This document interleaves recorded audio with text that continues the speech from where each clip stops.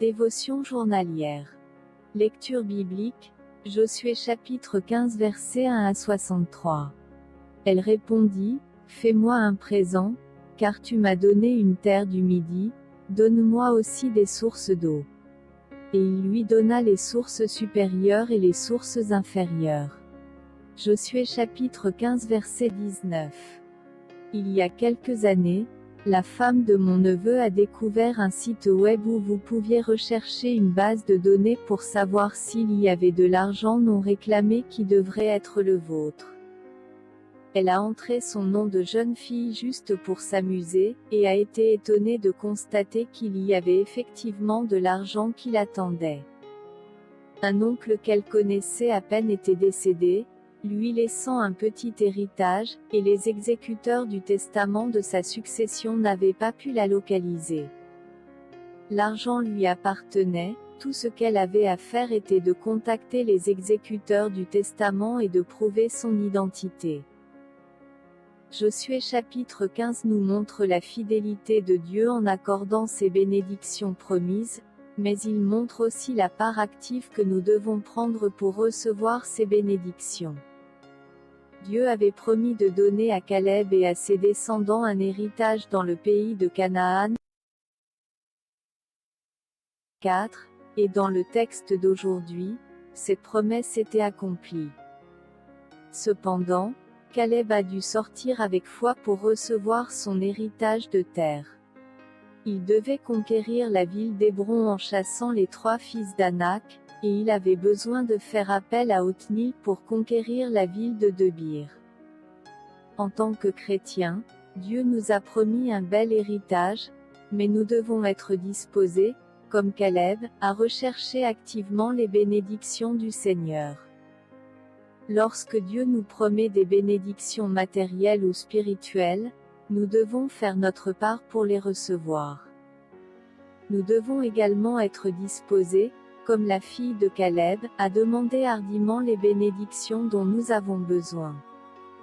L'attitude de la fille de Caleb, Aksa, nous apprend à demander les meilleurs cadeaux à notre Père céleste.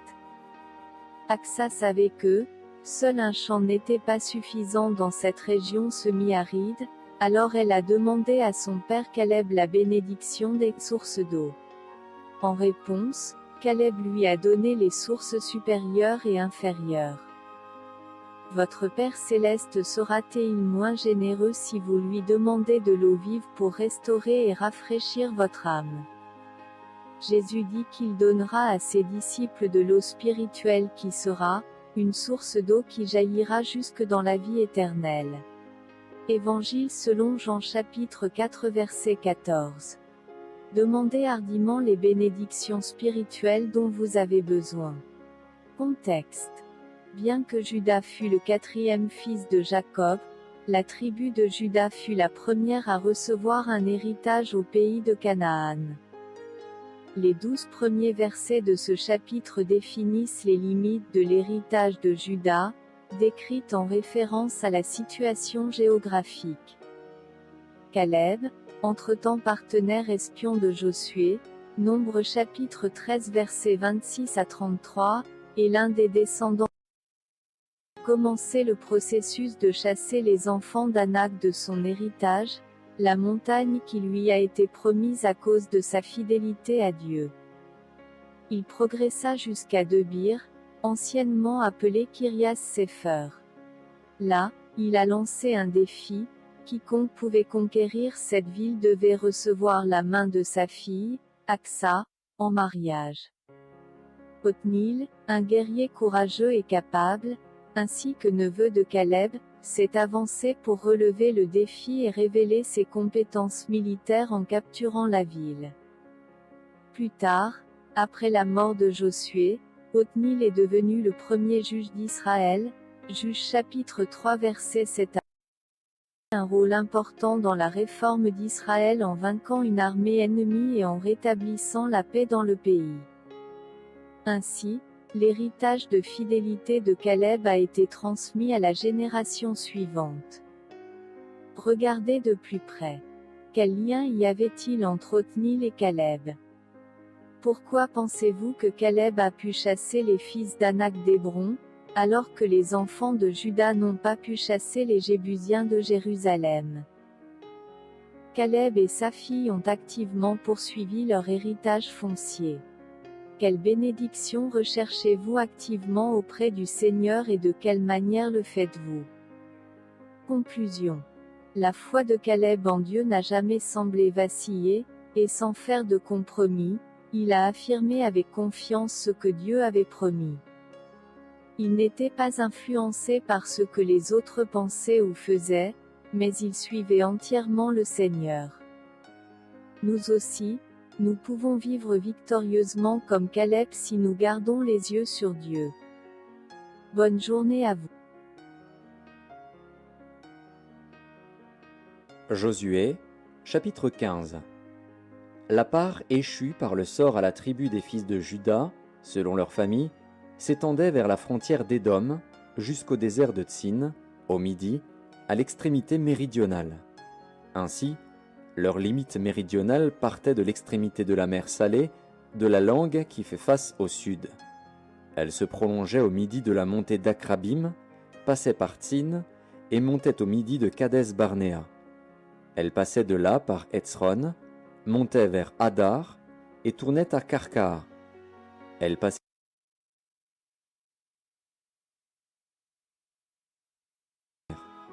Ce sera votre limite au midi. La limite orientale était la mer Salée jusqu'à l'embouchure.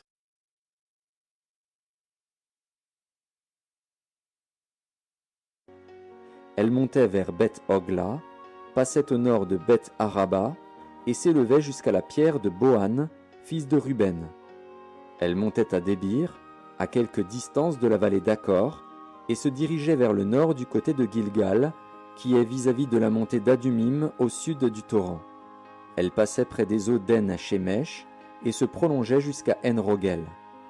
Elle montait de là par la vallée de Ben Hinnom au côté méridional de Jébus, qui est Jérusalem, puis s'élevait jusqu'au sommet de la montagne, qui est devant la vallée de Hinnom à l'occident et à l'extrémité de la vallée des Réphaïm au nord. Du sommet de la montagne, elle s'étendait jusqu'à la source des eaux de Nephtoar, continuait vers les villes de la montagne d'Ephron et se prolongeait.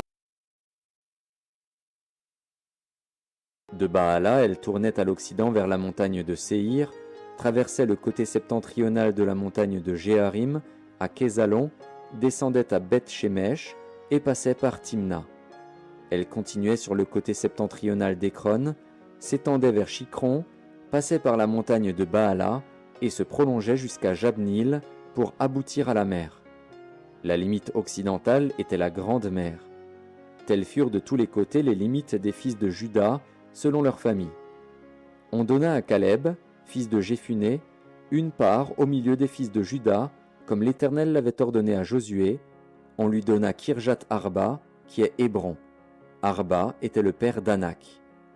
Caleb en chassa les 3 fils d'Anak, Sheshaï, Ahiman et Talmaï, enfants d'Anak. De là il monta contre les habitants de Débir. Débir s'appelait autrefois Kirjat Shepher. Caleb dit: Je donnerai ma fille Aksa pour femme à celui qui battra Kirjat Shepher et qui la prendra. Othniel, fils de Kenaz, frère de Caleb, s'en empara. Et Caleb lui donna pour femme sa fille Aksa. Lorsqu'elle fut entrée chez Othniel, elle le sollicita de demander à son père un champ. Elle descendit de dessus son âne, et Caleb lui dit: Qu'as-tu? Elle répondit: Fais-moi un présent, car tu m'as donné une terre du Midi. Donne-moi aussi des sources d'eau. Et il lui donna les sources supérieures et les sources inférieures. Tel fut l'héritage des fils de Juda, selon leur famille. Les villes situées dans la contrée du Midi, à l'extrémité de la tribu des fils de Juda, vers la frontière d'Édom, étaient Kaptsil, Éder, Jagur, Kina, Dimona, Adada,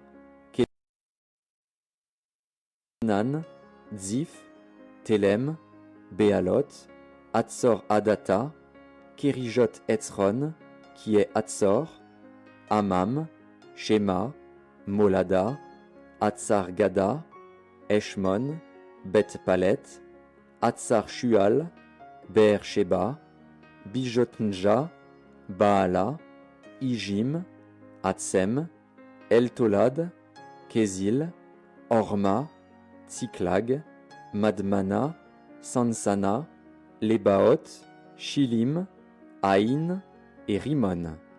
Total des villes, 29 et leurs villages.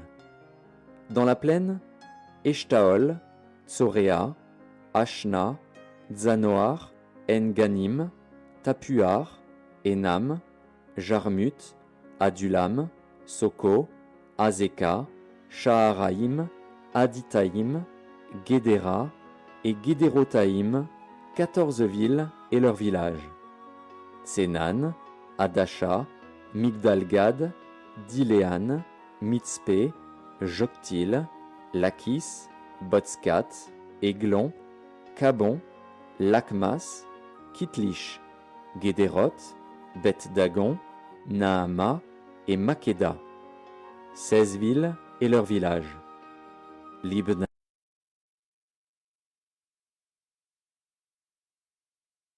Sib, Keila, Akzib et Marécha. 9 villes et leurs villages. Ekron, les villes de son ressort et ses villages. Depuis Ekron et à l'occident, toutes les villes près d'Asdod et leurs villages. Asdod, les villes de son ressort et ses villages. Gaza, les villes de son ressort et ses villages, jusqu'au torrent d'Égypte et à la grande mer qui sert de limite.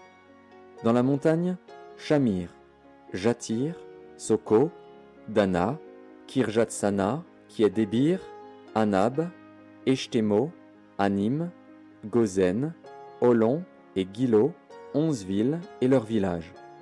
Arab, Duma, Échéan, Janum, Beth Tapuar, Afeka, Umta, Kirjatarba, qui est Hébron, et Tsior. 9 villes et leurs villages.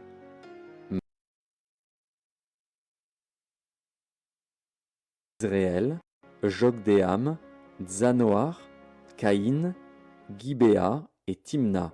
10 villes et leurs villages. Alul, Beth-Sur, Gédor, Maharat, Beth-Anot et El-Tekon, 6 villes et leurs villages. Kirjat-Baal, qui est Kirjat-Jéharim, et Rabat, 2 villes et leurs villages.